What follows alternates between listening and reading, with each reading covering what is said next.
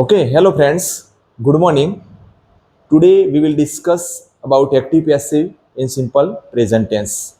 So let's watch.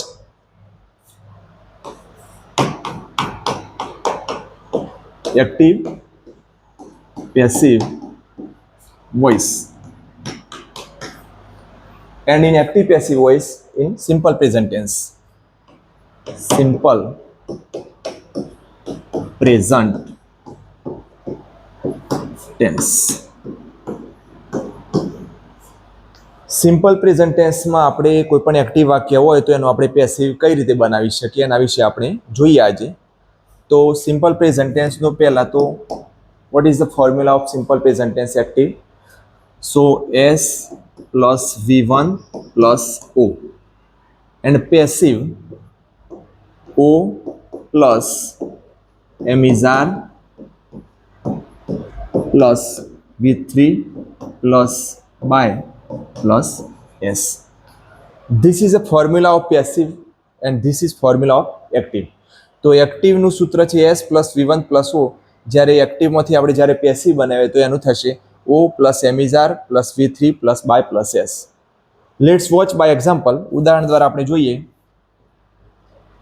I write a letter. I wrote a letter on the board. I write a letter. તો આ જે વાક્ય છે એ એક્ટિવનું વાક્ય છે. I write a letter. તો એનું આપણે પેસિવ બનાવવું હોય તો શું થશે? તો એની અંદર ઓબ્જેક્ટ છે અ લેટર. તો અ લેટર પેસિવ પ્રમાણે જોઈશું તો લેટર સાથે શું આવશે? ઇઝ. તો ઇઝ V3 આવશે. રાઇટનું V3 થશે રિટર્ન. તો રિટર્ન બાય અને લાસ્ટલી એસ. તો આપણી પાસે આઈ છે તો આઈનું આપણે શું કરશું? આપણે મી કરશું.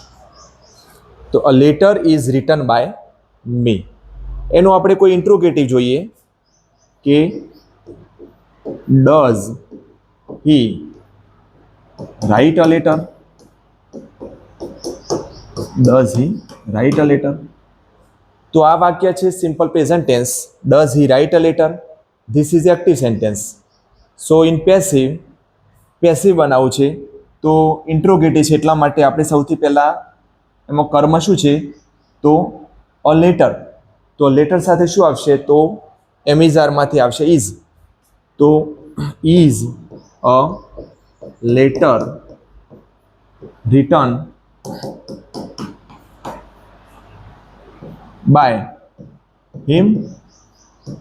Is a letter written by him. તો આ રીતે એનું પેસિવની અંદર કોઈ પણ પ્રશ્નાર્થ વાક્ય હોય તો એનું પેસિવ આ રીતે થશે. એસર્ટિવ વિધાન વાક્ય હોય તો એનું એક્ટિવમાંથી જ્યારે આપણે પેસિવ બનાવીશું તો આ રીતે એનું પેસિવ થઈ શકશે. ઓકે.